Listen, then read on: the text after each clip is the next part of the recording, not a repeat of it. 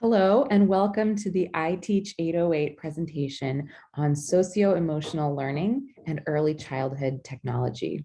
My name is Dr. Amanda Strawhacker. I first want to apologize that this recording is happening after the fact of the conference. I was so disappointed that I got a scheduling mix-up with many appointments on the day of the conference. And I want to just say thank you to the iTeach 808 organizers and sponsors for being so understanding with my time zone challenge. But they were also gracious enough to let me record this session after the fact. So I'm very excited to share with you today about socio-emotional learning and technology in early childhood. So without further ado, I'll begin. First of all, thank you once again to the iTeach 808 sponsors, Augustine Educational Foundation and the Sacred Hearts Academy. Really did a lovely job organizing this conference. It was my first year participating. And in the other session where I participated, I found everyone to be just so helpful and wonderful. And what a gift that this conference is available for free for all of you in the audience.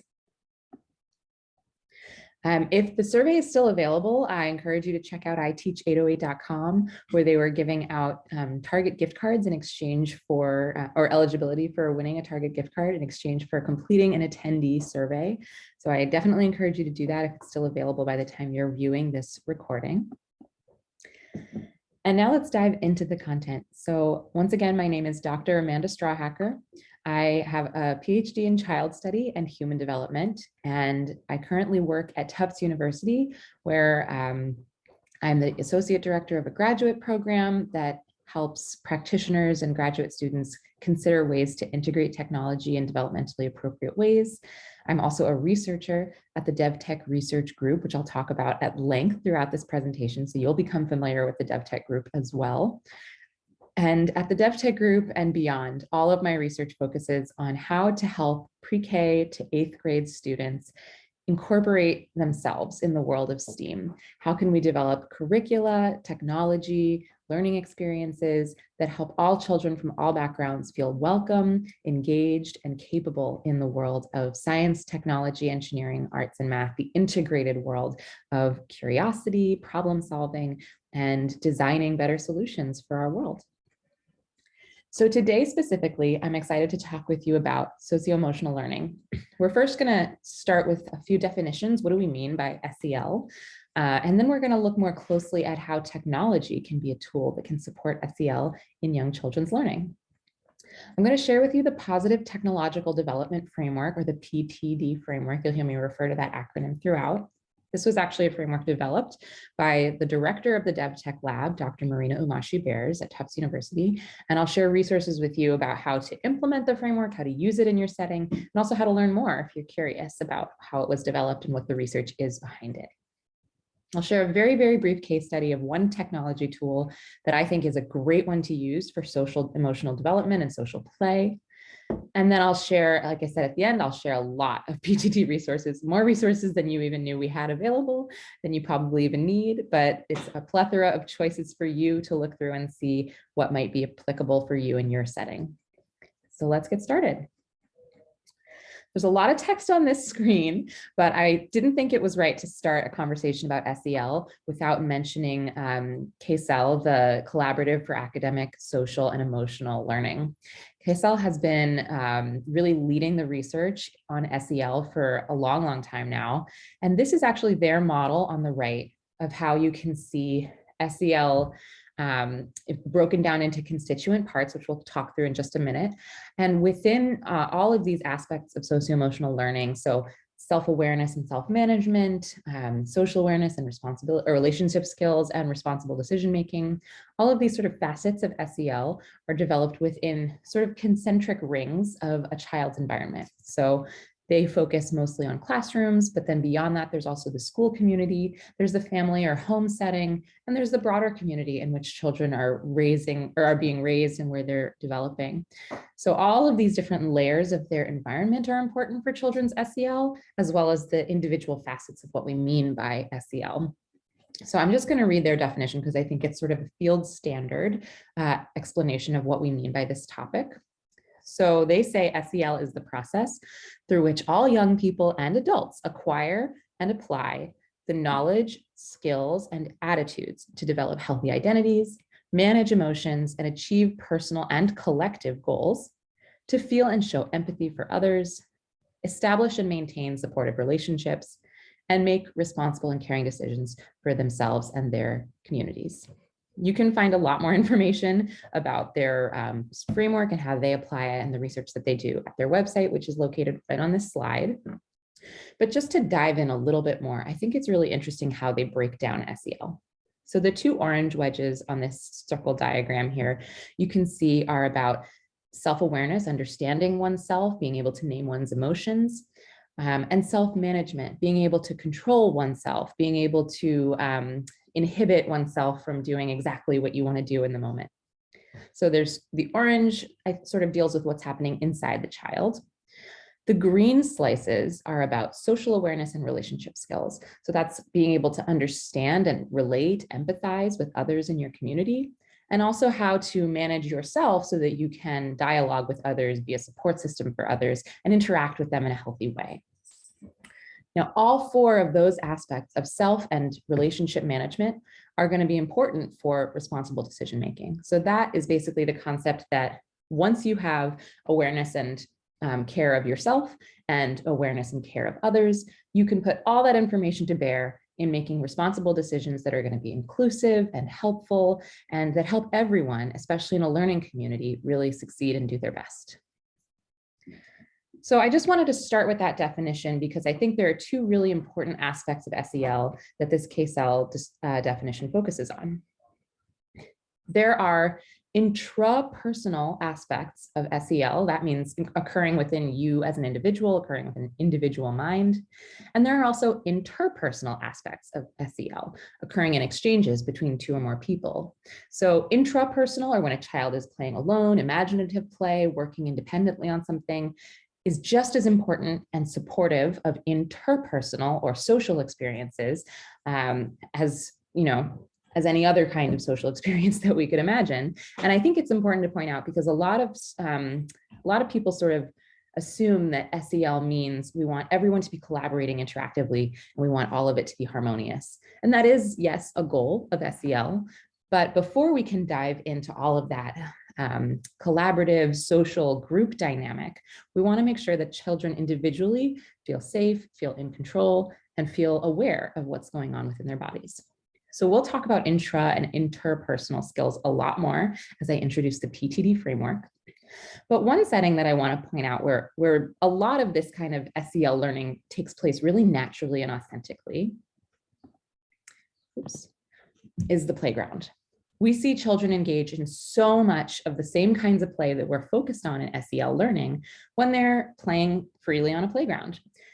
In fact, we talk a lot about at DevTech about playgrounds because just like physical spaces can afford different kinds of opportunities for learning and different kinds of opportunities for socializing, we believe at DevTech that digital spaces can do exactly the same thing. There can be digital spaces that are more supportive of individual play, more supportive of perhaps, I don't want to say rehabilitating, but workshopping specific skills that children might need extra focus on. And there are digital environments that are more supportive of, for example, this kind of social play that you see children playing tag, playing interactive games with each other, sharing and collaborating on ideas. So at DevTech, we want to know how technology can become a playground for children. How can it become a space where they can work at their own pace, at their own direction on intra and interpersonal skills to develop their socio-emotional learning. So these are some of the tips that I look for when I'm identifying if a technology can be a playground. And it really comes out when you see children working with the tool or when you see how the tool is meant to be presented, for example. I look for children being the creator of their digital content rather than just consuming it. So this can look really different depending on the tool that you're looking at, right? Some video games encourage children to develop and create their own interactive elements for the game. I'm thinking of things like Scribblenauts, whereas something more like Mario Teaches Typing is going to focus a lot more on drilling a specific skill. So that's more of what we might call a playpen style activity. They really do need to learn how to type if they're working with that tool, but it's not as creative as, say, developing your own word processing agent. I look for mental, physical, and social play in the kinds of work that children can do with the toy. Are they able to not just cognitively, but also physically stretch themselves in their boundaries? Are they able to work with others in a helpful and productive way? Or is this really more of a one-on-one technology? And finally, just as with the playground, children should be in control of the learning experience. I want to see them direct the play while adults are able to sort of stay on the sidelines and step in when needed. I want to see children taking ownership, taking the lead, and I want to see that the technology offers enough of a sort of a platform of opportunities that they can find many different ways to engage with the tool that might be the most exciting for them. So what exactly does this look like in practice? Well, we actually use the PTD framework to help us recognize and identify all of these aspects that we care about in early childhood technology use. So along the top here, you'll see positive technological development has 6 behaviors that we look for. And I'm going to go into detail on this on the next slide and where these behaviors came from. But on the left, you'll see 3 interpersonal skills. So that's communicating with others, collaborating with peers and adults, and working to build community. And on the right, you'll see 3 intrapersonal skills. We want to see them being able to develop their own content. We want to see them express their creativity and their individual aesthetic or personality. And we want to see them making choices of conduct with the tools that really ask them to evaluate their situation and make a responsible choice. That's going all the way back directly to what the K-cell model emphasizes, which is self and social awareness, relationship building, and responsible decision-making for your community. So these 6 behaviors actually come from a little bit of a deeper research background. And I'm not going to go too deep into it, but I think it's helpful to have an understanding of where we came up with these behaviors. So like I already mentioned, the behaviors have 6 intra and interpersonal skills that we look for when children are using their technologies. These actually came from research on character assets. So character assets are not quite behaviors that you can see and observe, but they are actually internal skills, traits, developing assets that we know holistically children need to experience or start to develop in order to be contributing and critical members of a society. The issue with assets is that it's wonderful to be able to identify that we want strong character children who have lots of confidence and are very competent, but it's very difficult to measure that. It's difficult to see. I don't know, for example, a very good metric that tells you how confident a child is at any given day. So because it's so difficult to see inside a child and what's happening with their asset development, we used these behaviors as an indicator that they're developing these assets of strong character, of being caring and contributing members of communities. And the way that we observe the behaviors is through the application of new technologies. So when they're playing with a tool that we introduce, that we've selected because it's something they can play socially with, that they can take ownership over their play, that they can engage in lots of different kinds of mental, physical, and social play. Then we see how they engage with the tool and the technology. Are they able to walk carefully with their iPad after being reminded, or do they throw the tool on the floor when they don't have their way? That is an indication to me that we need to work a little bit more on choices of conduct, offer more choices of conduct opportunities in the classroom setting. Now, we also think a lot about how these behaviors can be fostered in a classroom setting. And that actually comes in where you guys come in as the educators, the facilitators, the adult role models in the room for these children. This is to do with the learning culture and also with what values are prefaced in the classroom when we play with new technologies. So just some examples of classroom practices are over here on the right. I'm not going to go into all of these because I'm sure you on your own could come up with a million more examples that would be wonderful for setting up children for these PTD behaviors. But I'll just briefly go into some examples that we've seen from our research at DevTech does really work and can apply to support these behaviors. So when we want to foster communication, for example, we'll make sure that children have opportunities to talk in what we call tech circles about their project, in progress work, share what they're working on, share what was hard and what they're excited about. And we of course want to focus on projects that offer children a voice. We give them storytelling options. And that's one thing you can do with the Scratch Junior app that I'm going to share with you in a minute. Projects where they're able to sort of take a position, tell a story from a point of view, and create the characters and the setting in the way that they want. If we were focused on making sure that children had lots of opportunity to create content, we're not seeing them really digging into the creative, generative nature of some of these tools in the ways that we want. We might introduce tools like the engineering design process, maybe as an anchor chart on the wall or with songs. And you can find a lot of these resources for free on the DevTech website, as well as on several other resources online that I'm sure you might be able to find on your own, like Teachers Pay Teachers.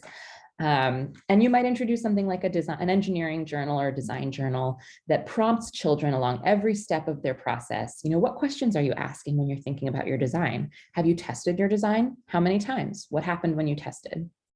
So these are just some of the examples of ways that you can support all of the behaviors of the PTD context. And like I said, I'm not going to get too deep into each of these, but if you're curious, I am going to share a couple book resources at the end that talk in depth about all of the examples of the PTD framework and where the research came from.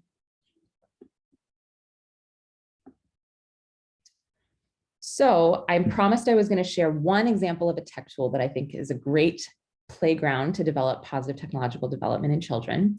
If you're not already familiar with the Scratch Junior programming app, this is actually one of the few screen-based tools that I personally would recommend for very young children.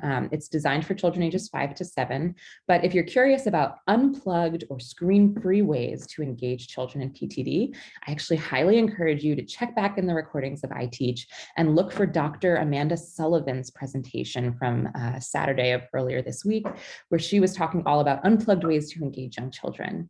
And I think she has some really, really great recommendations and tools in there. There are also a number of robotics kits that people have talked about. And there's a whole other iTeach presentation just about Scratch Junior. So I'm not going to get too deep into the aspects of it. I just want to share with you how it can be used for PTD. And I was actually part of the team that developed it at the DevTech Research Group. So when we made this little quick video to fly through and show you what it is, I hope this is a helpful way to sort of just introduce yourself if you've never heard of the tool. Okay. So you start with making a new project, and on the canvas, you can actually choose whatever kind of background you want. This person decided to take a picture and fill that as their background, or you can paint your own background.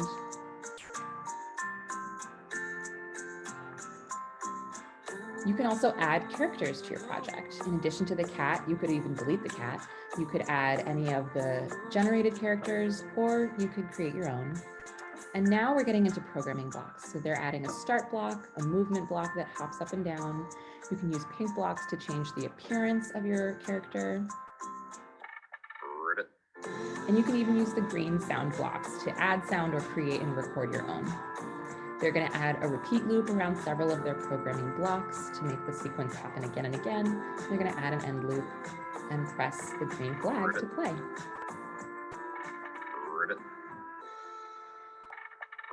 You can see the event highlights every block as it happens. You can add multiple pages to your stories. You can use the grid function to sort of use a little bit of math in your project. And you can also type, like they were typing the word thanks at the end. You can type words onto your stage so it almost looks like words on a page. So I know that was an extremely brief fly through of Scratch Junior. If you're curious at all about the tool, I encourage you to check out scratchjunior.org. There are so many resources out there. They're creating an educator collaborative right now. You can research on Scratch Junior Connect what other people have done. So all of that's available at scratchjunior.org. But the reason that I love this as a tool is, as you can see, there are plenty of ways to incorporate your STEM and technology and coding muscle into helping children become storytellers, animation creators. They can make greeting cards with Scratch Junior. They can make animated collages. And one of the best ways, that I love to see children using Scratch Junior is as a way to share ideas and collaborate with their friends. I very rarely see kids working individually and silently on Scratch Junior unless it's the very first time they're seeing it and they're just getting used to the tool. What you want to see over time is what you're seeing on this screen: children sharing ideas with each other, tapping on each other's screens and showing, how did you make that? Can you send me that project? I want to try it myself. Or on the bottom right, this was actually a really sweet moment. Spontaneously, 6 or 7 children in a second grade classroom I was working with just ran to the rug for story time. They made their own story time, and they wanted to show off to their friends what funny stories they had created with Scratch Junior. So this, I think, just exemplifies, this is the kind of positive technological development. This is PTD in action. They're communicating, they're collaborating. You see them building community around their ideas. This is what we want to see when we see children engaging with new technologies. So once again, any of the Scratch Junior resources that I just mentioned, plus a ton more, you can find on the scratchjunior.org website. There are individual one-off activity cards. There are lengthy curricula. There are even some early assessments that we use in research and that you might find helpful if you're trying to gauge your children's knowledge and awareness with Scratch Junior, or that you could also use, for example, these printout blocks to play games with your kids or plan your programs, for example. Within the app itself, which is available for Android and iOS and Chromebook actually, and I believe there's also an unofficial API, which means you can go, API is just an acronym that means an app that is created for a desktop. So you can actually log into an unofficial version of Scratch Junior on a desktop computer, not a Chromebook. And it doesn't have all the features, but it has enough that you can get children really engaged. So within all of those apps, you're able to find interfaces and block guides that walk you through every single aspect of what the blocks do if you're curious. Usually the children prefer to just click around and find out on their own, but for adults, it's helpful to have that reference. There are sample projects that you cannot really save, but you can edit and tweak and figure out how things work in these projects. And there are tutorial videos that show you how to do everything you just saw in that brief video. Now, I introduced Scratch Junior first because I wanted to share with you a series of free resources available on the Computer Science Teachers Association blog that I co-authored with my colleague Angie Kaltoff, who works at Capstone Publishing. She was also a member of the graduate program that I work at Tufts and was a collaborator with the DevTech Research Group. So we, between us, have a lot of experience, a lot of background in PDD. And what we have made for you is a series of blog posts that we wrote all throughout the 2020 to 21 academic year, where we just went into really rich detail about what PTD is, how it looks in classroom settings, and we focused on every single behavior and gave you some ideas and examples of what you're looking for in perhaps a school setting, or because so many people were, and maybe still are, working in hybrid learning settings, we also talked about how to do remote instruction to foster each behavior. So I wanted to just show you an example of what you'll find in each of the blog posts. So for our blog post on community building at home and school, we used Scratch Junior along with several other tools that we thought could be supportive of this playground mentality to inspire at home, making Scratch Junior pen pal activities. So if you're working from home or teaching from home and you have a hard time figuring out how you're going to help your students feel connected with each other, we invite you to explore the Scratch Junior app as a way to share about yourself, an All About Me project that we talk about in the blog post, where you can introduce yourself, show maybe with pictures or maybe with your coding prowess, a little bit about what a day in your life is like, or focus on something that's prompted from your teacher. And then there's actually a way to share projects with other individual email addresses or with your teacher so that they can coordinate that. And you could have a pen pal within your class. So they can actually share you on a project that they created, and then you see how they coded it, you see every detail of the project, you can peek under the hood and edit it yourself and send it back and remix. So that's one way you might foster community building with Scratch Junior in a remote setting. And then at school, we were thinking maybe a nice way to engage children, even in the first couple months of school, might be to use Scratch Junior to have a conversation about community agreements. So we talk a lot when we're thinking of community building about what's our baseline level of agreed or accepted understanding. And especially around COVID, it's very difficult for children to understand why we wear masks, or if there are less strict mandates, or how we make sure that we keep each other safe, washing our hands, hygiene around eating. And Scratch Junior can be a fun way. You could make a collaborative story where everyone offers ideas and the teacher codes at first, or you could have everyone make one page that they think is their contribution to an agreement that we might want to explore together.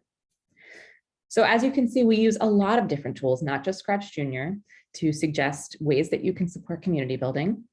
And I'm not going to walk through every single example, but I did want to show you how we engaged with every single behavior. So you could pause the recording, take a deeper look. I encourage you to actually visit the CSTA blog series and read through at length what we were talking about with our examples, but I'll try to just briefly touch on how we integrated Scratch Junior for each behavior. So within creativity, Scratch Junior obviously is a great way to let children just sort of take the reins and run with their own imagination. So we were basically offering ways that, I personally don't find that a lot of young children need prompts to be creative, but what they might want is a lot of free play time, just like at the playground, you want to make sure you protect that unstructured time. And also a lot of celebration of their in progress work. So in the bottom left here, you can see, we want to see children really taking pride in the process, not just the finished article. So when you're working with Scratch Junior, you can learn a lot just from seeing how someone's doing something in the moment. And I think taking time to really share unfinished, unpolished work or questions that they're working through is a great way to sort of foster creativity and overcome that frustration that children might feel when they're first using a tool like Scratch Junior or another technology that might have them sort of scratching their head about something that they're not sure about. And again, you don't need to be an expert in these tools to introduce them. Often what happens is you'll have a variety of experts around the room in different aspects of the tool, and you can also collaborate together to learn more and figure out how to answer very good questions and come back with more information at the next meeting. For communication, obviously, we just talked a lot about how you can use storytelling to foster communication, and Scratch Junior is a really, really wonderful way to, what I love to do with Scratch Junior is retell a part of a story. So you have 4 pages to work with. So maybe you focus on the beginning, middle, and end of a favorite story, and maybe you offer an alternative ending on the 4th page, or maybe you zoom in on a specific part of the story that never made sense to you, or that the children have a really great idea for how to alter, and they want to cultivate their own ending or just see something different. What would it have been like if Little Red Riding Hood was wearing a blue hood, or if she was underwater the whole time? For collaboration, this one is a really interesting one to do in the time of COVID. So I understand that there are going to be some challenges around collaboration. You want to make sure that things are safe. One of the activities that we always really loved with Scratch Junior was the Pass It On game. This is actually also really good for fostering perseverance and grit, because in addition to feeling really proud and really connected to the projects that we make in a technology space, we want to make sure that children feel equally able to walk away from them and say, thank you, good night, I had a really great time with you, and now I'm ready to let someone else play with this tool, or even to erase my work or deconstruct my Lego tower. So in order to sort of build that confidence, some activities you want to introduce with the premise that we're not going to save our work. We're not going to keep our work in one way. We're going to really mix it up, change it up. It's going to evolve over the course of the activity. And there will be other times for making things that we feel very special about, that we want to save and preserve. So one such activity is Pass It On. In this game, we give children tablets, and we have them start for just a minute or 2 minutes building the beginning of a code. And then we ask them to switch tablets. So this could either look like handing out wipes to clean your tablet very carefully, leave it on the table, and then walk 2 steps to the next person's chair. It can look like sending projects within to each other. You might need to coordinate that a little bit more as an educator, because they'll have to coordinate with AirDrop or perhaps with email addresses, but that can be a way to get around if you really want everyone to have one device that they exclusively touch. But the purpose of the activity is you get a project, you continue working on it, you send it off to someone else, and after about 5 or 6 rounds of this, you have a really funky, creative project that no one individually might have come up with on their own, but together we've made something even more special. And that's really, I think, a powerful lesson for children. When we work together, we can make something very, very unique and cool and worth on its own preserving. Choices of conduct is always a very sticky one, because you're not just, this is one of those intrapersonal skills where we're trying to help children within themselves be able to ask the question before they do something: is this really the choice I want to make right now? Is this choice going to help myself? Is it going to help my classroom, my school community?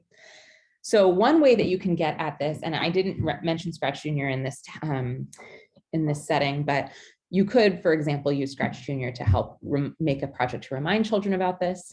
But I think one of the best ways that you can get at choices of conduct is actually in your classroom environment and your culture.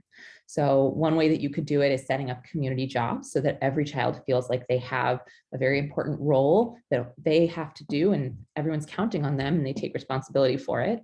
You want to keep these low enough stakes that there's not stress or pressure, but things that they're excited about. In addition to perhaps line leader, we might also have roles like making sure our devices are plugged in, asking if people need help turning on their devices at the beginning of a technology circle, making sure that we pass out disinfectant wipes if we're using hardware or software that requires touching. So all of these are ways that you can incorporate community jobs, not just in your general classroom work, but also with your technology play. Content creation is a fun one because you want to just see children get messy. This is a lot like creativity. You want to see them sort of just blossom with whatever tool they are working on. And the difference, I think, between creativity and content creation is we want to see creativity, taking things a step to the left, being really outside the box with their ideas. But with content creation, we want to see them follow through on some of their ideas. We want to see them iterate on what they're working on and really work to build something rather than just experiment. So one of the best ways to do that, I think, is celebrating failures. So this might be a blooper day where you have everyone bring their favorite Scratch Junior project that didn't work the way they wanted it. Maybe they discovered something new, or maybe they're still kind of puzzling over why it didn't work. And maybe you take a moment to just really celebrate those projects in addition to the ones that look beautiful and perfect the way that we wanted. Now, to preserve feelings, you might want children to introduce these anonymously. You could have them share them with you, and you say someone who doesn't want to be named. But if they feel like they want to be the center of attention for that moment, or it's funny and they don't mind people laughing or helping them figure out what was wrong, then they have the opportunity, if they choose, to say this one was mine. So those are just some examples of how you could use PTD in the classroom setting. And once again, I encourage you to check out the Wakelet that was linked earlier in this presentation, because that has all of the blog posts linked for you, and you can read them all in depth.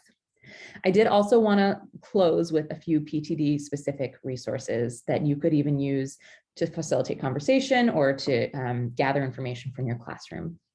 So all of these resources are going to be available at this DevTech website that I'm circling at the top. It's the regular DevTech website, and the subpage is all about positive technological development. So one resource that we really love is the PTD cards. These are sort of little game cards that have a behavior on one side and prompts for discussion on the other. And here actually is a group of teachers who are discussing with the PTD cards. They're deep in thought. I like to assume that they're thinking of how to integrate technology to foster community building, but who knows? And the way that the cards work is there are several games you can use. You can flip cards over, or there are just prompts that you could pull a card and start a conversation. But you can see here on this example, this is a design prompt about communication and specifically technologies. There are also cards about your whole classroom environment, but if we're looking just at a tool that you're thinking of introducing, the prompts ask you to think, how does this technology foster communication? And if it doesn't do it in the way we want, how could we improve it to foster communication better? So what technology design features allow children to exchange ideas with others? For example, with Scratch Junior, that might be the share function, or you might have a projector in your room. What are children able to express themselves, or how are children able to express themselves through the technology? Is there a way for them to creatively alter or change something on the screen? Or is it mostly solving a puzzle or something that doesn't really lend itself to that kind of play? So the PTD cards are all free for download, and you could explore them on your own. There's also a PTD activity planning sheet on that website. So this is just a rough outline for you to think, okay, if I'm going to develop a lesson activity where I'm going to integrate a tool that I learned about at iTeach, and I want to make sure that my theme really hits at PTD, it asks you not just to focus on the content of your activity and also how you're planning to share your work with your community goals, but also how you're going to foster PTD. Is there one aspect of PTD that you're hoping to foster? And remember, these are all very closely related to SEL. So if you're working, for example, on responsible decision-making, you might focus on choices of conduct. If you're thinking about self-awareness, you might focus on creativity and content creation. Oops. It asks you to think all about the logistics as well. So what's the time frame of your activity? What kind of preparation do you need? And there are a few other questions on this sheet that will just help you give a little bit of structure. So if you're walking in thinking, I really have no idea how I'm going to introduce this Bee-Bot robot that we just got and how I'm going to use that to support community building, this planning sheet is a great template to start with. And finally, we do have some evaluation tools as well. So if you're working in your classroom and you're thinking, I really wish I could get a better sense of where we are in the SEL spectrum, how PTD is working when children are engaged with, for example, computers or when they're playing with their tech tools. Remember, PTD is all about when they're working with a new technology or just any technology. This is a tool that helps you sort of observe what they're doing and give yourself a little bit of a sense on just a very quick scale. Do I see a lot of communication happening? And here's how I know. Are they looking at and playing with each other's work? Are they talking to each other? Are they talking verbally or non-verbally with the adults or the caregivers in the room? So there are some specific breakdown ideas for each of the PTD behaviors. And at the end, you might surprise yourself and just look and say, you know, I really never did see them engaging in creativity in the way that I thought they would. Maybe there's something we can do. That might be an invitation to revisit the PTD cards and think about how you could integrate PTD into your classroom as a collaborative conversation. And then maybe you move on to a PTD lesson plan. Now that you're sure you want to work on creativity and you know the tools available, how will you do this in the next month or 3 weeks? Now, I mentioned before that all of this was based in research and theory developed by the DevTech lab manager, the DevTech lab director, Marina Umashi-Bear, is a professor at Tufts. She actually has a number of books out, but I wanted to highlight 2 that I thought this audience would really, really enjoy. One book is called Coding as a Playground.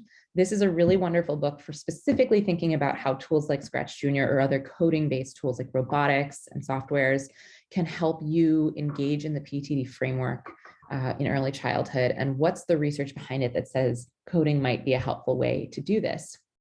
I encourage you to check out the free book guide that's linked here. I'll put all of these links separately for the iTeach organizers to hand out with you as well. This book guide is really wonderful. It takes you to a beautiful website that they created just for folks like you to have conversations with others who are reading the book. There are several different conversation prompts if you're hosting a book club or if you're just reading it on your own and curious what others have thought. And there are tons of resources. Everything that's mentioned in sort of a curricular way or research with children application is available to learn more about and even often to download from this book guide. So I've heard wonderful things from folks who've used it. I think you might enjoy it if you like iTeach as well. And then her newest book is called Beyond Coding. And this book is all about values and ethics and how we use tools like coding and technology to really grow strong and critical and caring humans. So all of the same factors that we care about with SEL, she's thinking about in Beyond Coding through the lens of values. So I really encourage you to check out both of these books. I'll include the links once again so you can find them.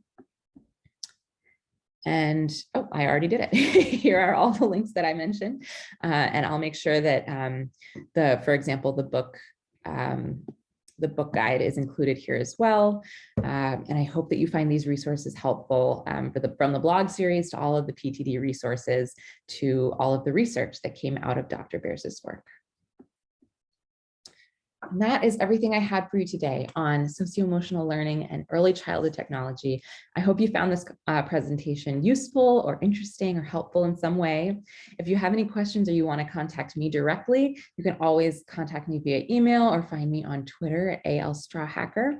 If you're curious about the research I shared from the DevTech research group, once again, check out their website. There's so much there. And you can also contact them at Twitter And I encourage you to follow both of us because we do share a lot of opportunities and ways that you can connect with a free research community of other educators, children, and families who are like you, curious about integrating technology to help children grow to be the best people they can be. So thank you once again to iTeach. If you have any questions, please do forward them to me on Twitter or via email. And I can't wait to see the conversation about how you're including SEL in your learning setting online. Thanks, everyone.